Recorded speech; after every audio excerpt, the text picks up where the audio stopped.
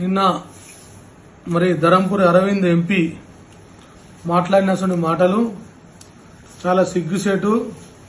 అరే అరవింద్, నీకు సిగ్గు శరం ఉంటే ఎల్లవ తల్లిని నువ్వు అవమానపరుస్తావా?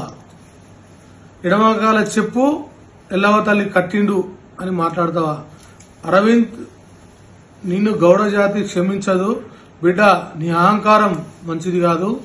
నువ్వు గుర్తుపెట్టుకో, గౌడ బిడ్డలు గౌడ జాతి ఓట్లేస్తే నువ్వు ఇలా గెలిచి ఎంపీ అయినావు. నీ జీవితంలో కూడా మళ్ళీ నువ్వు ఎక్కడ కూడా నువ్వు గెలవలేవు బిడ్డ. నువ్వు గౌడ జాతితో పెట్టుకుంటున్నావు. ఈ తమ్ముళ్ళు కులం నీకు తెలియదు. కూర్చుతా నువ్వు ఎక్కడికో పోతావు బిడ్డ.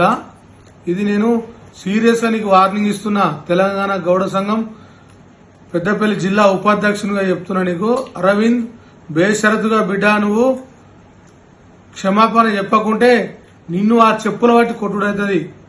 మిస్టర్ అరవింద్ ధరంపురి. నమస్కారం. ఇవాళ ప్రెస్ మీట్ లో కొంచెం నోరు జారింది. దానికి మనస్ఫూర్తిగా క్షమాపణలు చెప్తా ఉన్నాను. మన ఊర్లల్లో ఎవరన్నా ఎడమ చేతితో పని చేస్తుంటే కుడిసే ఎల్లమ్మకి ముడుపు పెట్టినవరా అని అంటారు.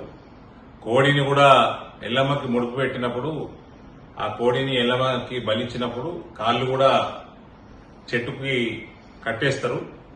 అట్లా కుడికాలు ఎల్లమ్మకి ముడుపు పెట్టినవా అనే బదులు కుడికాలు చెప్పు అని వచ్చింది. ఎందుకంటే ఎడమకాలు చెప్పు అని కేటీఆర్ అన్నాడు. సో ఆ సంభాషణలో పొరపాటున నోట్లోంచి చెప్పు కూడా వచ్చింది.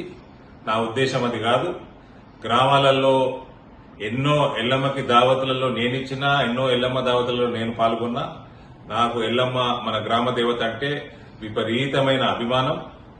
దయచేసి అట్టి పదం వాడినందుకు నన్ను క్షమించండి. రానున్న కాలంలో ఇటువంటి తప్పులు జరగకుండా చూసుకుంటాను. ప్రతి ఒక్కరికి, ఎవరికైతే ప్రతి హిందూ సోదర సోదరి మనకి అందరికి కూడా మనస్ఫూర్తిగా క్షమాపణ కోరుతాను.